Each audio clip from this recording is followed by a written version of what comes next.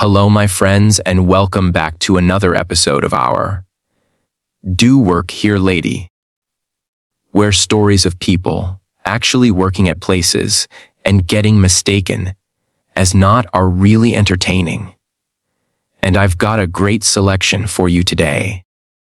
You'll hear about a woman who claims to know the boss to get free samples, a store owner who's mistaken for a thief, a racist couple getting put in their place, and an intern mistaken as a client. I hope you stay for these stories today and subscribe for future videos. This one's titled Rude Lady Caused Her Whole Store to No Longer Get Free Tea. Sulfur background, I work at a high-end mall, a place with outrageously priced loose leaf tea. Through my old basketball coach, I met the owner of the business. She is married to an aspiring businessman who got rich because of his smart investments. Well, one of those investments was his tea shop, and this will be important later. From around the world, we sold a variety of the best quality loose leaf tea, and although it was mostly just retail, we also made drinks for about $5 to $8, depending on the sizes of the cups. Part of the marketing is going to other stores and offering them free tea, since we had a lot of leftovers from the samples we used that day. Towards the end of the day, we transfer them into cups and give them out for free to neighboring stores. This gave us more customers, and usually the employees are very grateful. Well, except this one rude lady. We'll call her RL. She worked at one of the big stores. She struts in one day and began to complain about how her department never got the free tea. On and on she rambles about how they always get it every Tuesday, and she doesn't understand why it's so hard for us to be consistent. The conversation went like this. The rude lady says, "I know you guys always bring us tea, but we didn't get it today." I replied, "Yeah. Those were just a courtesy from the owner. We give it away when we have too much for samples and we don't want it to go to waste." She responds, "I know. So why didn't you bring us teas today? I don't understand why that's so hard to do. It's just tea. Mom, these teas are actually about 12 per 2 ounces. They're not cheap, and we're not allowed to just give it out for free." She then said, "Well, I know the owner. She always gives me free teas. I want to speak to the manager. You seem like you don't know anything. We pay for these teas at the end of the month, and I don't see why you're breaking that contract." At this point, she was grasping at straws.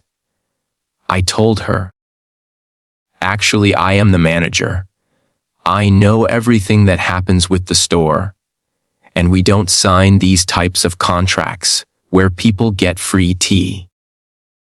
We give out free tea as a courtesy. It's not mandatory.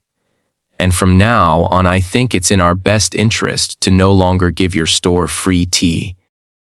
The rude lady realizes she's ruined it for everyone and said, "You can't do that. I know the owner." My old coach was actually in the back at this time, since her daughter usually goes to classes and events held at Microsoft.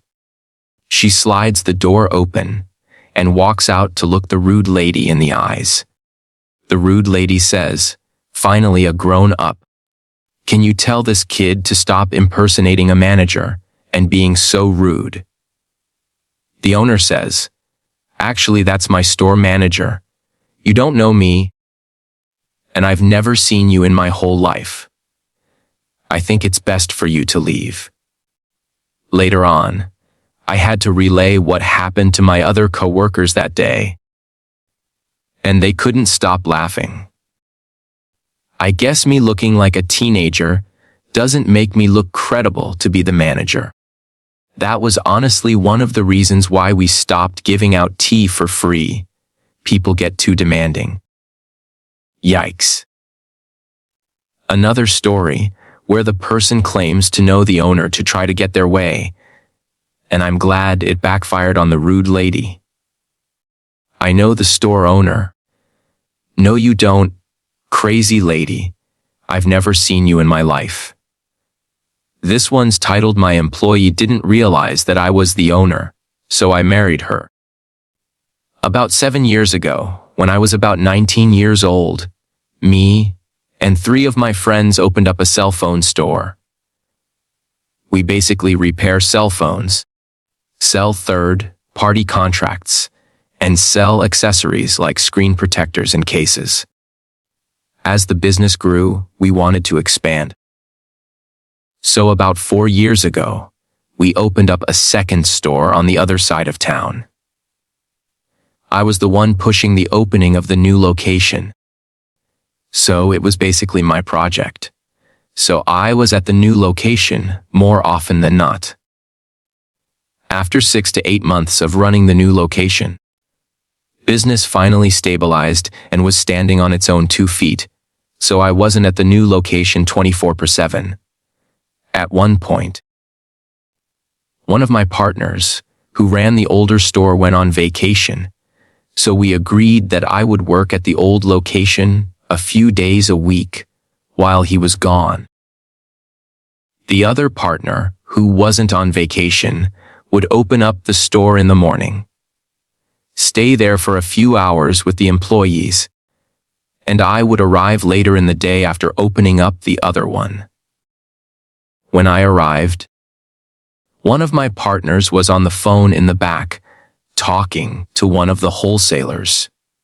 So I left him to it, and just decided to look around the store, as I haven't been there much over the last few years, and the time I did spend there was mostly 10-second visits for deliveries and such. Here's where the story begins to get good. As I'm looking around, this girl started to watch me. If I walk from one end of the store to the other, she kind of follows me, pretending that she's doing inventory or something. All I thought to myself was, okay, that's kind of weird. She's a new hire. So I never really met her before, but I assumed that she recognized me or something, since there are some pictures of me and my partners in the back. So maybe she was just nervous to meet the new boss. I was about to walk up to her and introduce myself when a customer came in looking like he needed help. I approached him and started talking to him, but before I could react, she stopped the conversation with the customer and helped him herself. After he left, she came up to me and said, "I'm sorry, but I'm gonna have to ask you to leave. You don't work here, and you're making me very uncomfortable creeping around. So please get out of my store now." I thought, what the hell? And decided before I tell her who I am, to see what exactly she thinks is going on. I asked her what she meant, and she said, "I saw when you came in. I'm pretty sure you put something in your pocket." She went on to explain that she's the owner of the place and doesn't want any trouble. She just wants me to leave, so there won't be any issues. She was saying all of this around the time my partner got off the phone, and he overheard the end of it. I was holding back the biggest grin, and so is he. And then he approached us and explained that I was one of the owners and her boss. Her face turned red, and her whole attitude changed instantly. This all happened about 2.5 years ago, and we still joke about it. But now, this 5'4" red-headed girl, who was about to call the cops on me for just looking around my own store, is now my wife. Our first kid, who's due in 3 months, is gonna hear this story for the rest of his life. What an adorable story. I own this store. No, you don't. I'm promoting you to wife. I'm glad things worked out between OP and his employee. This one's titled Black People Live Here and Work Here. Not sure about this one, but giving it a shot. I worked as a leasing agent for a garden-style apartment community for about 4 months. It wasn't a great property by any means. The apartments were fine, and the amenities were pretty outdated. The point is, we would get all sorts of different people to come in and look around. One day this young couple comes in looking for an apartment, very sweet, pleasant, and mannerly. We view a few one-bedrooms, the amenities, and discuss leasing options. We are wrapping up the tour by the door that leads out of the office when the young woman asked one last question. She asked, "So are there any, black people that live here?" Lots of things immediately started flooding my brain, but in my position, there's only one correct answer. For those that don't know, leasing agents are bound by fair housing laws and cannot answer the question by saying yes or no, as it would be racially discriminatory. I replied, "Anyone that fills out an application and passes our income and background check is allowed to lease here." She became frustrated and said, "Right, I get it, but do you allow black people to live here or not?"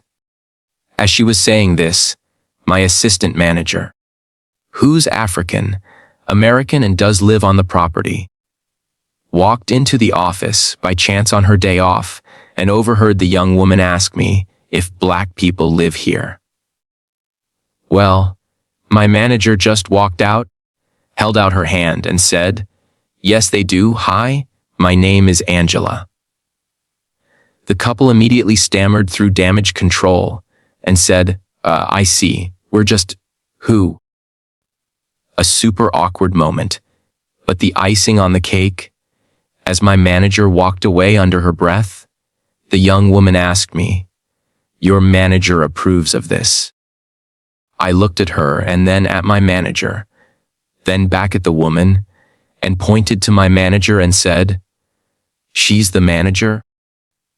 You can ask her for yourself if she approves of herself living here." They left without saying another word. My manager and I laughed about it for weeks after. Yikes, that situation must have been super awkward for the couple.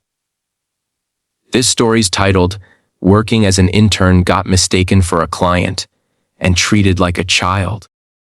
This is kind of a short story, but I think it's worth sharing, and it always cracks me up. My last semester of college, I did an internship as a part of my special education degree. The organization I was working for was what's called a sheltered workshop. It's essentially a place for companies to send products to be processed by people with intellectual and developmental disabilities, like autism, at a reduced wage. The employees or clients are monitored and supported by a large staff of barely trained non-disabled employees. I have chronic pain and fatigue, which means that I need to use a mobility aid to get around. For most of my time there, I alternated between a rolling walker and a manual wheelchair. I was the only non-client with a disability. I also wore a lanyard with my badge on it, which had my name and university name in big letters. Now sometimes my lanyard would get turned around so it couldn't be seen.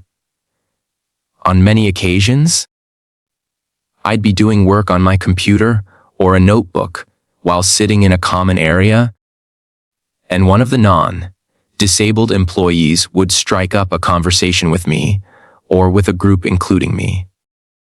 Without fail, They would always address me with the same tone and manner they addressed the clients, while speaking perfectly normal to everyone else around.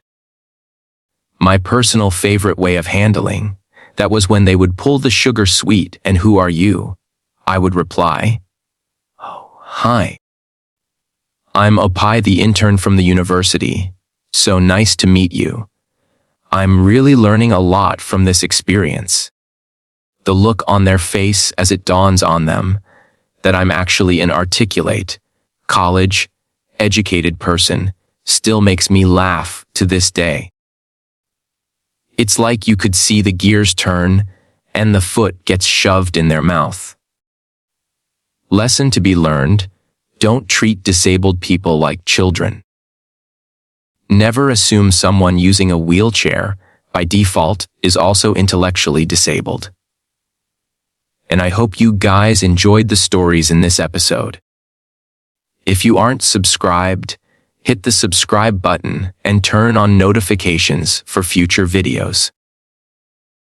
Please let me know in the comments below what you thought of these stories, and I'll see you guys in the next one.